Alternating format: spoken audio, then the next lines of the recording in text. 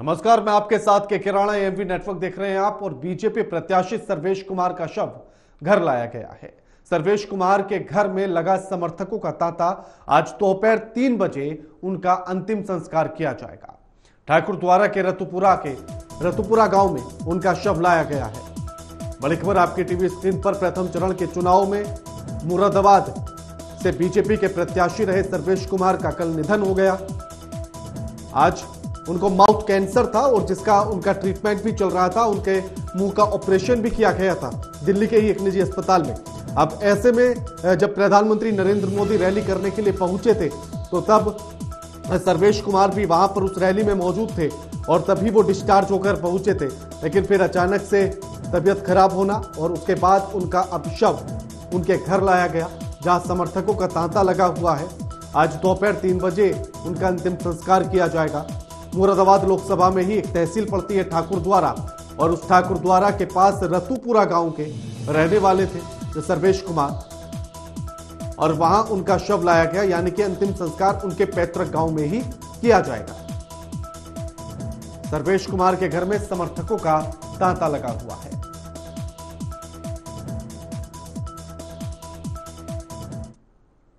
खबर कौशांबी से है, जहां गाड़ी हटाने को लेकर बारातियों से हुई मारपीट और बाइक से आए दबंगों ने बारातियों को पीटा है। दबंगों ने बारात की 4 गाड़ियों में तोड़फोड़ कर दी है।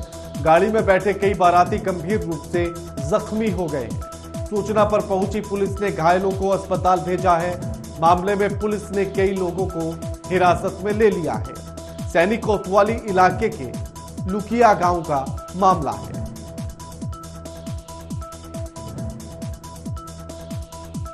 बड़ी खबर आपकी टीवी स्क्रीन पर। गाड़ी में बैठे कई बाराती गंभीर रूप से घायल। सूचना पर पुलिस मौके पर पहुंची, घायलों को अस्पताल भेजा गया। रवि और की शादी थी, बारात गई हुई थी। सैनिक कोतवाली इलाके के लुकिया गांव का यह मामला है, जहां बारात पहुंची और बारात और लड़की पक्ष के गांव वालों से उनका झगड़ा हुआ गाड़ी को लेकर। यानी कि गाड़ी हटाने को लेकर बारातियों से मारपीट। बाइक से आए दबंगों ने बारातियों को पीटा और कई गाड़ियों को क्षतिग्रस्त कर दिया। तस्वीर आपकी टीवी स्क्रीन पर है, जहां शीशे तोड़ दिए गए गाड़ियों के। दबंगों ने बारात की 4 गाड़ियों को क्षतिग्रस्त कर दिया है। गाड़ी में बैठे कई बाराती गंभीर रूप से जख्मी हो गए। सूचना पर पहुंची पुलिस ने घायलों को अस्पताल पहुंचाया गया। रवि और सपना की शादी मामले में पुलिस ने कई लोगों को हिरासत में ले लिया है। सैनिक कोतवाली इलाके के लुकिया गांव का यह मामला है। कौशांबी के पास की खबर।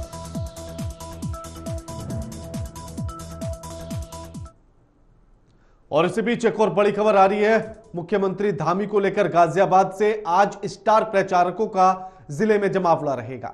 बीजेपी प्रत्याशी के लिए वोट मांगेंगे उत्तराखंड के सीएम पुष्कर सिंह धामी। बड़ी खबर गाजियाबाद से। आज स्टार प्रचारकों का जिले में रहेगा जमावड़ा।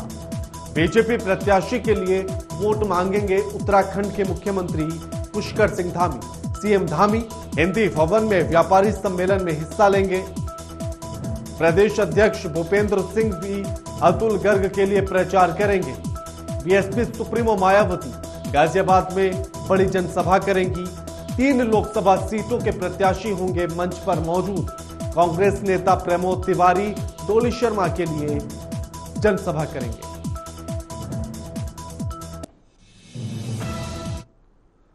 और अब खबर मथुरा से है, यूपी में, जहां हेमा मालिनी के लिए प्रचार करने उनकी बेटी पहुंची है। ईशा देओल और आहना देओल पहुंची है मथुरा।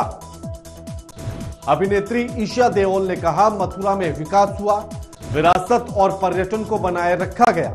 यह ईशा ने कहा है। यहाँ के लोग चाहते हैं कि मां जीते और मथुरा में रहे। अब मथुरा के युवाओं से मिल रहे हैं, ईशा देओल ने कहा। यानी कि हेमा मालिनी की दोनों बेटियां ईशा देओल और आहना देओल अपनी मां के लिए चुनाव प्रचार करने के लिए पहुंची। ईशा देओल ने कहा है कि मां ने यहां सांसद रहते हुए तमाम विकास किया है, विरासत और पर्यटन को बढ़ावा दिया है, और इसी के लिए मथुरा की जनता ये चाहती है कि वो एक बार फिर से सांसद बने और मथुरा में ही रहे।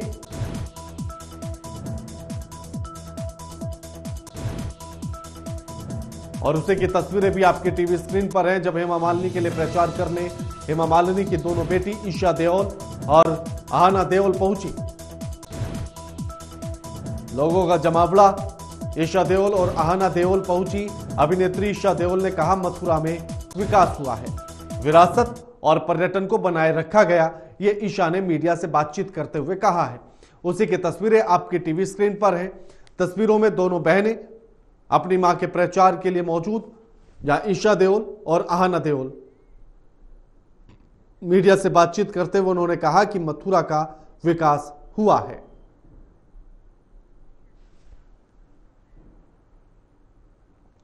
दिल्ली से सटे हरियाणा के गुरुग्राम से एक दिल दहला देने वाला वीडियो सामने आया। यहां शमशान घाट की दीवार गिरने से 4 लोगों की मलबे में दबकर मौत हो गई है, जबकि 6 लोग घायल हुए हैं। यह दर्दनाक हादसा पास में लगे सीसीटीवी कैमरे में कैद हुआ है। हादसे की सूचना मिलते ही पुलिस मौके पर पहुंची। सभी घायलों को तुरंत अस्पताल पहुंचाया गया, लेकिन इलाज के दौरान 4 लोगों की मौत हो गई है। और उसी की तस्वीर आपकी टीवी स्क्रीन पर है, जहां शमशान घाट की दीवार के पास एक चाय की टपरी और उस टपरी पर कुछ लोग बैठे हुए थे, कुछ रास्ते से गुजर भी रहे थे। आप देखिएगा तस्वीरों में कुछ लोग कुर्सी पर बैठे हुए हैं चाय की टपरी पर, कुछ लोग रास्ते में आ जा भी रहे हैं, कुछ दूसरी साइड काम कर रहे हैं। और उसी बीच अचानक से शमशान घाट की दीवार भरभरा कर गिर पड़ती है, जिसमें जो सामने खड़ा हुआ व्यक्ति था वो संभल जाता है और पीछे की तरफ हट जाता है, और जो दीवार से सटकर बैठा हुआ था वो वैसा ही बैठा रह जाता है। लेकिन जो दीवार से 1 या 1.5 फुट की दूरी पर जो लोग बैठे हुए थे वो लोग उस दीवार के गिरने से चपेट में आ जाते हैं और अस्पताल तक पहुंचने तक उनकी मौत हो जाती है। कई लोग घायल और 4 लोगों की मौत की खबर इसको लेकर बताई जा रही है। खबर गाजियाबाद से है, जहां तेज रफ्तार अज्ञात वाहन ने साइकिल सवार छात्र को टक्कर मार दी, जिसके बाद युवक घायल हो गया। वहीं आसपास के लोगों ने छात्र को अस्पताल में भर्ती कराया। इस दौरान उसकी मौत हो गई है। परिजनों ने वाहन चालक के खिलाफ रिपोर्ट दर्ज कराई है। पुलिस मामले की जांच कर रही है।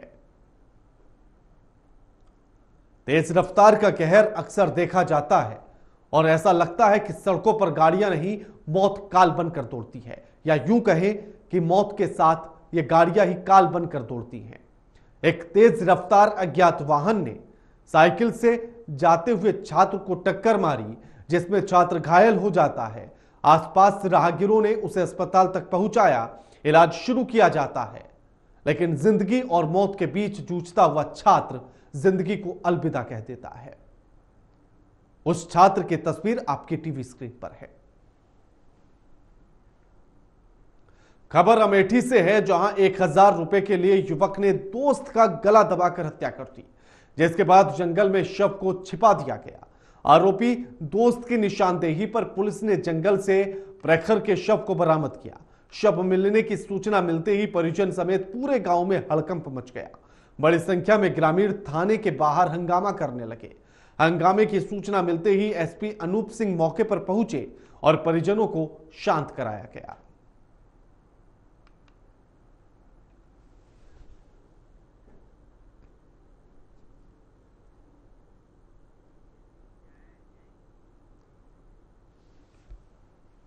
आगरा में थाना हरि पर्वत क्षेत्र में ट्रांसपोर्ट नगर से 2 व्हीलर चोरी करने वाले गैंग का खुलासा किया गया।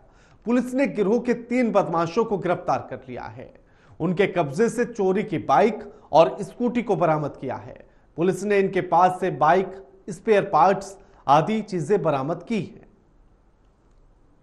एक बड़ी कामयाबी के तौर पर आगरा पुलिस की इसको देखा जा सकता है, जहां लोगों की लगातार वाहन चोरी हो रहे थे। पुलिस उनकी तलाश में जुटी थी और उसी गैंग के 3 बदमाशों को पुलिस ने गिरफ्तार कर लिया है और उनके साथ से या उनके पास से तमाम चोरी के वाहन और उनके स्पेयर पार्ट्स भी बरामद किए गए हैं। पुलिस के गिरफ्त में खड़े ये तीनों आरोपी वही बदमाश हैं जो लोगों के वाहन को चोरी करते थे और उन्हें सस्ते दामों पर बेचा करते थे। फिलहाल ये पुलिस के हत्थे चढ़े और अब पुलिस उस प्रक्रिया में भी जुटी है कि जिस जिसके वाहन चोरी किए गए उनको ये वाहन वापस किए जाएं।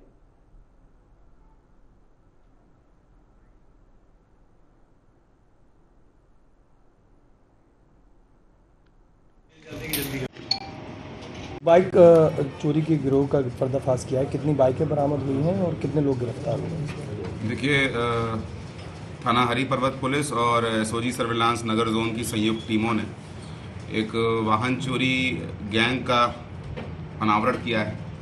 और ये गैंग जो है, इसमें मुख्य रूप से 3 सक्रिय सदस्य थे। जो पहला सदस्य है ब्रिजमोहन, ये जगह देखकर रेकी करके और बाइक्स के तालों को तोड़ के और वाहन चोरी किया करता था। ये दूसरे अपने कमल नाम के एक मिस्त्री को ये बाइक सप्लाई करता था, जो कि इनके पार्ट्स को अलग करके काट के उनको तीसरा व्यक्ति जो है कबाड़ी, उसको जितेंद्र, उसको बेच दिया करता था। इनको वीडियो के आधार पर हमारी टीम ने चिन्हित किया और मैनुअल और इलेक्ट्रॉनिक सर्विलांस के ज़रिए इन तीनों अभियुक्त की गिरफ्तारी हुई है। अभी तक जो बरामदगी है, इसमें हमारे पास 8 बाइक्स जो पूरी एज इट इज़ हैं। उनके अलावा लगभग 12 बाइक्स के जो टंकी होती हैं वो मिला है। बहुत सारे साइलेंस। खबर फतेहपुर से है, जहां 2 सगे भाइयों में शनिवार की रात इतना विवाद बढ़ गया कि नौबत मारपीट तक आ गई। शराब के नशे में बड़े भाई ने छोटे भाई पर बच्चों की लकड़ी की 3 पहियों खिलौने से सिर पर हमला कर दिया, जिससे छोटे भाई की मौके पर ही मौत हो गई। घटना की जानकारी पर पहुंची पुलिस ने आरोपी बड़े भाई को हिरासत में ले लिया और सुबह शव को पोस्टमार्टम के लिए भेज दिया गया। जानकारी पर पहुंची पुलिस ने आरोपी को हिरासत में ले लिया है।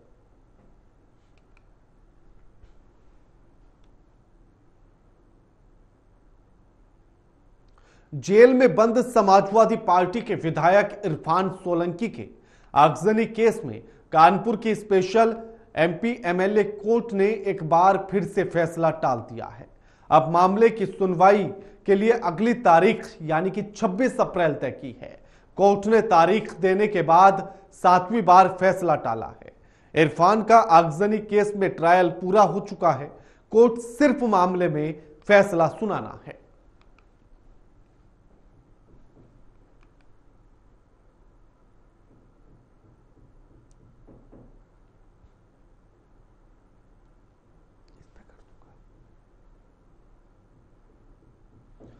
सांसद हेमा मालिनी ने बीजेपी के टिकट पर तैयारी इस बार फिर से चुनावी मैदान में ताल ठोक रही है, तीसरी बार। वहीं मां हेमा मालिनी के चुनाव प्रचार में उतरने से पहले बेटियां आहना और ईशा ने शनिवार सुबह ठाकुर बांके बिहारी मंदिर पहुंची और आराध्य के दर्शन कर पूजा अर्चना की, मां की जीत के लिए आशीर्वाद मांगा। पूजा करने के बाद ईशा देओल ने कहा कि ठाकुर बांके बिहारी जी के दर्शन कर उनका आशीर्वाद लिया। मेरी मां हमेशा से कृष्ण भक्त रही है, यही कारण है कि उन्होंने संसदीय क्षेत्र के रूप में मथुरा को चुना है। हम जब बहुत छोटे थे तभी से मां के साथ वृंदावन आते थे। हमने लगभग सभी मंदिरों के पहले ही दर्शन किए हैं। भगवान श्री कृष्ण के आशीर्वाद से एक बार फिर से हेमा जी जीतने जा रही हैं। और ये तस्वीरें आपकी टीवी स्क्रीन पर हैं, जहां हेमा मालिनी की दोनों बेटी आहना देओल और ईशा देओल मौजूद हैं। उन्होंने बांके बिहारी मंदिर में बांके बिहारी जी के दर्शन किए, उनकी पूजा अर्चना की और उनसे मां की जीत के लिए आशीर्वाद मांगा। ईशा देओल ने कहा कि बचपन से ही हम मथुरा आते रहे हैं, सभी मंदिरों के दर्शन किए हैं। साथ ही ईशा देओल ने कहा कि मेरी मां भगवान कृष्ण की बहुत बड़ी भक्त हैं, इसीलिए जब राजनीति में उतरने का मन उन्होंने बनाया और जब वो चुनावी मैदान में उतरने की बात चल रही थी तो उन्होंने मथुरा को चुना, यानी कि कृष्ण की नगरी को चुना है। और कृष्ण जी के आशीर्वाद से ही हर बार जीती हैं। इस बार भी कृष्ण भगवान के आशीर्वाद से ही वो जीतेंगी और हम लगातार इसी तरह से हर बार आप मथुरा आए हैं, मंदिरों में पूजा अर्चना की है। और क्या कुछ उन्होंने कहा, आपको सुनवाते हैं।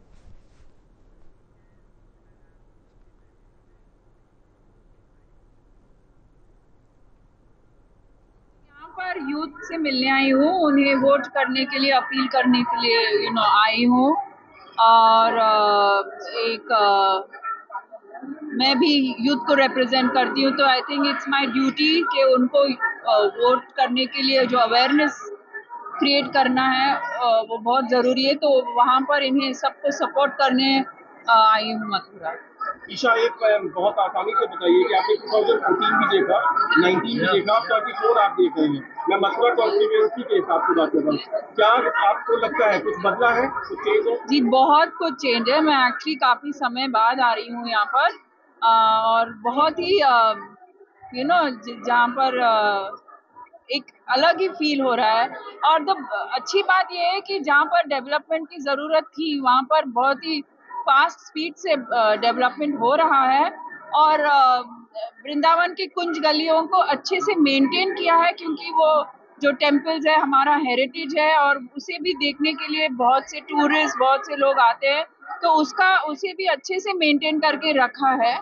तो ये दोनों का एक मिक्सचर देखने मिल रहा है मुझे। आपने यहाँ पर आकर के कुछ फाइंड आउट किया कि उनका कोई इस समय कोई बड़ा चैलेंज उनके सामने है? हेमा जी के सामने, बीजेपी कैंडिडेट के तौर पर उनके सामने कोई बड़ा चैलेंज? मैं जवाब भी नहीं दूंगी इसका। क्या लगता है? जी, मेरी माँ जो काम कर रही है यहाँ पर पिछले 10 सालों से, आई थिंक उनका मुकाबला कोई नहीं कर पाएगा। Sorry, with all due respect. और वो दिल से जो काम कर रहे हैं, आगे जाके उन्हें बहुत कुछ करना है। और आई थिंक जो सपोर्ट उन्हें मथुरा के वासियों से मिल रहा है, वो क्लियरली दिख रहा है कि उनका सपोर्ट के साथ मम्मी बहुत और कुछ कर पाएंगे। अभिनेता सलमान खान के घर के बाहर हुई फायरिंग मामले में गाजियाबाद का कनेक्शन सामने आया है। मुंबई पुलिस ने गाजियाबाद से एक 20 साल के युवक को गिरफ्तार किया है। गिरफ्तार किए गए युवक ने अभिनेता सलमान खान के घर गैलेक्सी अपार्टमेंट से बांद्रा पुलिस स्टेशन तक लॉरेंस बिश्नोई के नाम से ओला कैब बुक किया था। ओला कैब का ड्राइवर जब सलमान खान के घर के बाहर पहुंचा और वहां के गार्ड को बुकिंग के बारे में बताया, तो गार्ड ने तुरंत इसकी जानकारी पुलिस को दी थी। इसके बाद मुंबई पुलिस ने जब डिटेल निकाली तो ओला बुक करने वाला गाजियाबाद का एक युवक निकला, जिसका नाम रोहित त्यागी है और उसकी उम्र महज 20 साल है। पुलिस ने जब उससे पूछताछ की तो उसने बताया कि उसने सिर्फ मौज मस्ती के लिए यह काम किया है। फिलहाल आरोपी रोहित त्यागी को कोर्ट ने 2 दिनों की पुलिस रिमांड पर भेज दिया है।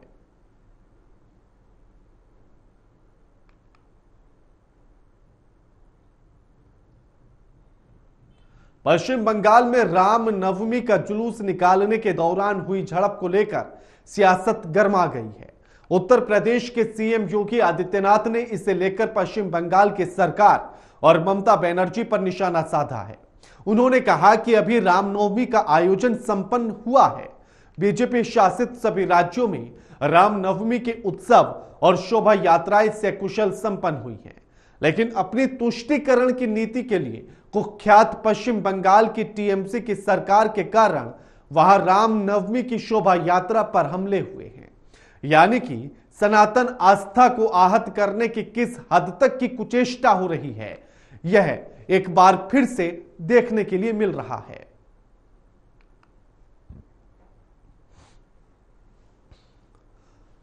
यह तस्वीरें आपकी टीवी स्क्रीन पर हैं। ममता बनर्जी की सरकार पर निशाना साधा है मुख्यमंत्री योगी आदित्यनाथ ने, और उन्होंने कहा है कि रामनवमी का आयोजन अभी कुछ दिन पहले ही बीता है और शोभा यात्राएं निकाली गई, लेकिन जिस तरह से हिंसा हुई, हिंसा भड़की, उसको लेकर ममता सरकार की मंशा साफ नजर आती है। बंगाल में सनातन आस्था को दबाने की कोशिश की जा रही है, यह कहा है मुख्यमंत्री योगी आदित्यनाथ ने। मुख्यमंत्री योगी आदित्यनाथ ने कहा कि यह सिर्फ पहली बार नहीं है, इससे पहले भी इस तरह की स्थितियों को और ऐसी तस्वीरों को देखा गया है, लेकिन एक बार फिर से ये तस्वीरें सामने आई हैं। अब ऐसी तस्वीरों से आप ये समझ सकते हैं कि आखिर पश्चिम बंगाल की सरकार की मंशा क्या कुछ है। इस बात से यह समझा जा सकता है कि किस तरह से सनातन धर्म को कुचलने की कुचेष्टा की जा रही है, और इन्हीं बातों को लेकर हमला उत्तर प्रदेश के मुख्यमंत्री योगी आदित्यनाथ ने ममता पर बोला है। यूपी की गाजीपुर लोकसभा सीट से मुख्तार के भाई अफजाल अंसारी की उम्मीदवारी खतरे में पड़ सकती है। गैंगस्टर मामले में मिली 4 साल की सजा के खिलाफ उन्होंने इलाहाबाद हाईकोर्ट का दरवाजा खटखटाया है। हालांकि इस मामले में शुक्रवार को सुनवाई नहीं हो सकी, अब मई में सुनवाई होगी। इससे उनकी उम्मीदवारी का खतरा मंडराने लगा है। बताते चले कि बीते साल गैंगस्टर एक्ट के मामले में कोर्ट ने उन्हें दोषी करार दिया था। एमपी एमएलए कोर्ट ने उन्हें 4 साल की सजा सुनाई थी। साथ ही 1 लाख रुपए का जुर्माना भी लगाया गया था। बहुचर्चित कृष्णानंद राय हत्याकांड और व्यापारी नंदकिशोर रंगूटा अपहरण के बाद मुख्तार और अफजाल पर गैंगस्टर एक्ट के पर केस दर्ज हुआ था। साल 2012 में गाजीपुर की एमपी एमएलए कोर्ट में इसका ट्रायल शुरू हुआ था। या साल 2012 कोर्ट के फैसले के बाद अफजाल हाई कोर्ट गए थे।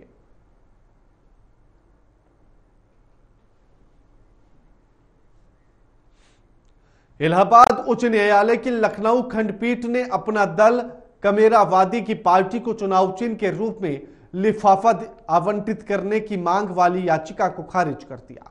पीठ ने कहा कि आचार संहिता लागू होने के बाद चुनाव प्रक्रिया शुरू हो चुकी है, इसलिए याचिका सुनवाई के योग्य है ही नहीं।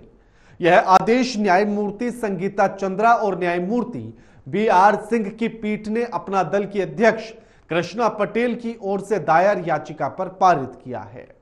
याचिकाकर्ता ने मांग की है कि अदालत निर्वाचन आयोग को याचिकाकर्ता को लिफाफा चुनाव चिन्ह आवंटित करने का आदेश दे।